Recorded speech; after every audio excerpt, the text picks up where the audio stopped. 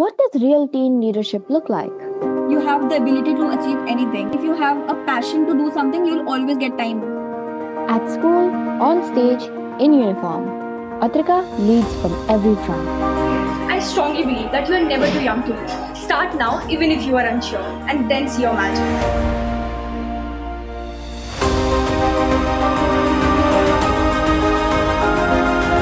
Because there is no particular age limit. It's not a voter ID card that you need to be 18 plus only then you can give a vote. Hi, I'm Archika Singh. I'm recording this video while getting trained at an NCC camp because passion does not wait. People should know about us, not by our parents' image or by anyone around us. If Atrika's story moved you, please like, share, and subscribe. It really helps us bring more teen voices to light. Hey everyone, welcome to the Dreamers Teen Talk Show, where we spotlight teens changing the world. I'm thrilled to introduce Atrika Singh, a 16-year-old leader, professional golfer, and an aspiring IAS officer who is redefining ambition. Teens, get ready to learn how to chase your dreams with confidence. Parents, discover how to support your teens' big goals. Let's meet the inspiring changemaker, Atrika Singh. Hi, Amrita. Hi, Atrika. Atrika, as a vice head girl at your school, you have led major initiatives. What does this role involve, and what's the biggest leadership lesson that you have learned? Thank you so much, ma'am, for having me here. I'm very grateful for this opportunity. I study in JB Public School. There we have student councils. In student council, there is a central cabinet, and for central cabinet, there are main positions that are head girl, head boy, vice head girl, and vice head boy. So the responsibilities of the vice head girl are any school events, like just now we had our farewell for grade 12. So I was responsible for creating the flow of the event. I was responsible for making the duty charters to avoid any chaos happening in the event. So my responsibility was to look after them, to distribute their responsibilities, how they'll be doing their job, look after every other department, and then reporting it to the teacher, getting approvals. If I want to have any new initiative in school, then I need to make a proper report of it, that how we'll be doing that, what will be the outcomes, and then getting approved. That's true leadership in action. Atrika, you're also a star in Model United Nations debates. Let's talk about how public speaking has shaped your confidence. And how important is it for teens nowadays? Yes, definitely. I feel public speaking is the most important skill that every teenager should have. This is because it is something which would help a teen to feel more confident and which will help a teen to express itself. So I believe public speaking and having confidence in what you are and what you can make the world know about you is very important in today's time. Your Model United Nations experience sounds intense. How has Model United Nations helped you to grow? And what's the one moment that boosted your confidence? So Model United Nations basically is a simulation of United Nations. So one main and important thing that Model United Nations have is the key of collaboration, key of understanding. It is also about how you are collaborating with other delegates, how you are talking to other delegates. We are also marked on that basis, that how collaborative we are, how understanding we are, how much diplomacy we have in us. You have to be professional enough in order to be recognized by the executive board members. First time when I came to Model United Nations, I was the delegate of a country, Ukraine. And there was Russia as well in the committee. So we all know the relations between Ukraine and Russia. And how can I protect my country? How can I have a stance of myself? I did not really knew that how can I be strong when a country like Russia is trying to defame me. So the delegate even knew that delegate knew that I was a bit nervous. So they definitely he tried to be dominating in front of me. First day was a bit rough for me, but I gathered it courage. On the second day, I gathered more information about my country and I came up with a new stance of my country. I cross questioned him again on his country's stance, his country's foreign policy, and I was surprised that I won honorable mention in that, and that was something that really boosted my confidence. That no matter what the situation is, if you trust yourself, if you give some time to yourself, you have the ability to achieve anything. Like whatever you trust yourself that you'll be able to do this, you can do much better than that. What's one thing you want every teen and their parents to understand about growing up with ambition and sensitivity? In the society, we always want people should know about us, not by our parents' image or by anyone around us. We want our own individual identity. And in order to get that, we always have to struggle. We always have to come out of our comfort zones. A child have to come out of his or her comfort zone from her parents' protection and need to face the world. So I believe that parents should also support their path. Controlling them is not a key. Giving them, unless and until they won't fall, they won't get mistakes, they won't learn that they don't have to do. And if you fail 100 times, you have seen 100 ways that won't let you to success. You have to try 101 times. How do you think schools and parents can become better allies in supporting teen mental health? First, do you even think it's recognized that teens have mental health problems, like in families and schools? Do they even recognize it? I believe mental health is an issue that is not recognized as much as it should be. It is again a topic of shame nowadays in society that you have any mental issue. Even if you are not able to express yourself, people think that you have a problem. We need to work more on it because still people are scared of coming up, showing up that they have some issues. There should be different departments in school about mental health, and it should be very normalized. It should not be a room that is in the corner of a school. The kids are scared. A psychology department where students are, if I go there, people will think I'm autistic, people will think I am retarded. The biggest cause of mental health issues in teenagers nowadays is not able to share feeling themselves, not able to open up or not able to share what they're feeling, because people would only laugh at you, people won't console you or won't help you out. That's why people try to keep it till themselves. So try to understand what you're feeling by yourself. You can take a note on what you're feeling. It really helps because a paper has more patience than people. Whenever you feel exhausted, just write down thoughts. Wow, that's so well said. So, from your work and experience, what are some simple steps that a teen can take if they're feeling overwhelmed or mentally drained? First of all, they can try having a conversation with someone whom they trust. Write down your thoughts. Learn to be with yourself. They believe in some or the other God. Have conversation with their God.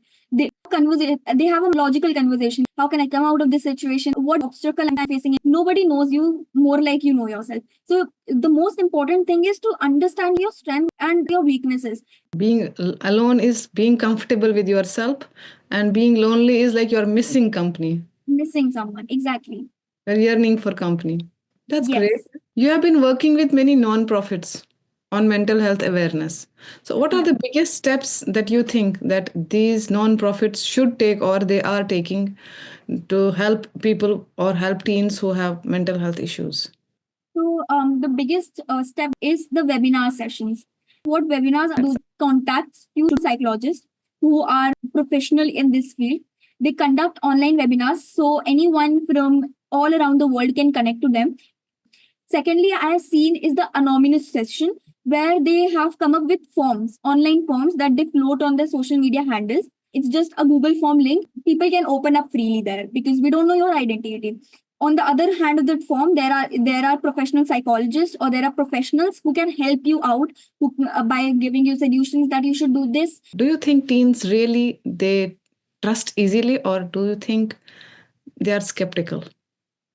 They are very much skeptical, I would say. Sometimes I feel they're skeptical about their parents as well, because I have also felt that, which is, I feel it's very wrong because they would never think wrong about you. But this is a time, this is a phase where you will find that everyone is against you and only you are the one who are able to understand yourself. So it will take some time because even I have gone through that. But you'll understand it soon. These are game-changing tips for teens and parents alike. You confidently chose humanities, often underestimated. What makes this stream so powerful for you, and how does it shape your perspective? I believe humanities will be the most prominent stream in the upcoming days. This is because humanities teaches us not about just history or political science or psychology, but it teaches about how you have to deal with humans around you, how you can be humanized. What motivated me is my mother is belongs to humanities stream, and I've seen her that she is just so good at it. No stream is easy. Everything is difficult at its own pace. You've been featured by D2D Youth Stories and have content writing experience. What piece are you most proud of and what message did it carry? If other teens wanted to be featured, what should they do? The part that makes me the proudest was that when my article was published with D2D Youth Stories, it was all over the social media. So my sister saw that article and she was reading that article and she was aspiring a lot that my elder sister has done this much. So I believe I have set an example not only in my family but also in my friend circle. I always hear such compliments and I feel happy not because they're complimenting me but because I have motivated someone. I feel I have seen many people that after me being a part of many internship, people have got motivation from me and they have started working in internships, acquire skills to do whatever they like. So manage their extracurriculars and academics together. So, if other teens want to be featured, what should they do? Definitely, they should make a significant impact in some other whatever your interest is. If it is content writing, try reaching out to different organizations. They are always willing to get aspiring content writers. Use your words. Your words are the most strongest thing in this world. You can change anything by just writing it down. Make a significant impact that helps your nation, that helps your society, and obviously, and then reach out to these organizations. They're always willing to cover your story, cover you, and motivate others. And how can teens get their work featured? Teens who want to start interning, first of all, they must understand and they must know what their interest really is and in what field they can really contribute to an organization. For example, when I was about to intern somewhere, my main motive was that I am very good at content writing, so I must try content writing. So my first few internships were all about content writing. Later, I saw people from different fields. I started noticing how they really work. And now I'm exploring. So one thing that a teen should remember is understand your interest, where you can contribute, and then look for the opportunities. So many hats you wear. How do you manage time and avoid burnout? What's your self care routine like? If you have a passion to do something, you'll always get time for that particular thing and you will never feel exhausted for that. If I have a passion that I have to do this content writing because I feel very good, I feel that I have done something for the nation, I feel that I have made an image of myself, so I'll always get time for it no matter what the time is. I would never see how long I have worked. I'll never look at the clock. But one thing I would always tell to all the teenagers around is your education should be your first priority. Your academics should be your first priority, and then it should be your internships or any other extracurriculars because education is only something that would be with you. So always have academics as a first perspective and then have other choices. What would you say to a teen who wants to make a difference but they feel they're too young or not experienced enough? There is not a particular time to start. There's a saying in Hindi as well, jab jago tabi savera. So whenever you feel you are ready, whenever you feel you are up to challenges, you can always start because there is no particular age limit. It's not a voter ID card that you need to be 18 plus only then you can give your vote. Whenever you feel that you can manage your academics, you can manage your family and friends, you can manage your extracurriculars, then get started. You just have to make sure that you are not neglecting anything. You can always start if you understand that you can manage things. There's not a particular time that I'll when I turn 16 or when I turn 18. If you start with this mindset, that time would never come. Time is now. Yeah, exactly. If you could introduce one change in schools to support passionate teens like yourself, what would it be? I believe one thing that schools should really work on having innovation departments. It means that there should be area where teens can come up with any of their innovative ideas, or if they want to even open organization.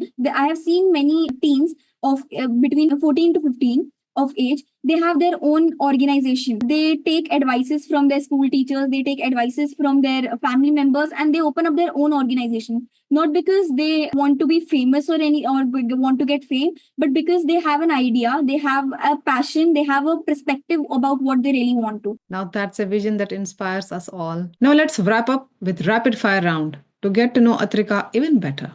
First thing that comes to your mind, no thinking. Let's go. Describe your personality in one word. Confident. Nice. That's apparent. A book or movie that changed your perspective. Gunjan Saxena. If you have to swap life with a historical figure for a day, who is it gonna be? I would say Mother Teresa. What do you do if you had all the money in the world? Investments, donations, I also spend on myself. But if I'll be smart enough, I would definitely do investments to grow it more. But helping out others in whatever.